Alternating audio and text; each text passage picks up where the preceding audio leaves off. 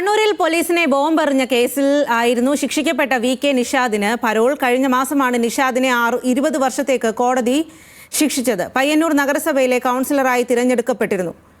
Nikhil A ആണ് കൂടുതൽ വിവരങ്ങളുമായി ചേരുന്നത്. നിഖിൽ, ഇപ്പോൾ നിഷാദിന് പരോൾ ലഭിച്ചിരിക്കുകയാണോ? എന്തെല്ലാമാണ് വിവരങ്ങൾ?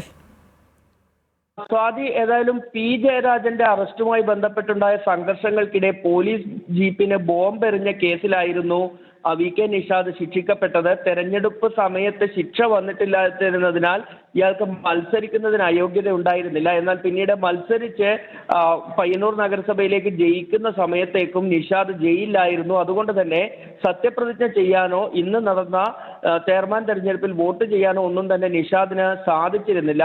ഈ സാഹചര്യമൊക്കെ നിലനിൽക്കുമ്പോഴാണ് ഇന്നിപ്പോൾ 6 ദിവസത്തേക്കുള്ള പരോൾ നിഷാദിന് ലഭിച്ചിരിക്കുന്നത്. അച്ഛന്റെ അസുഖവുമായി ബന്ധപ്പെട്ട് അച്ഛൻ അസുഖമായതിനാലാണ് പരോൾ അനുവദിച്ചിരിക്കുന്നത് എന്നതാണ് ജയിലധികൃതരിൽ നിന്ന് നമുക്ക് അറിയാൻ കഴിയുന്നത്.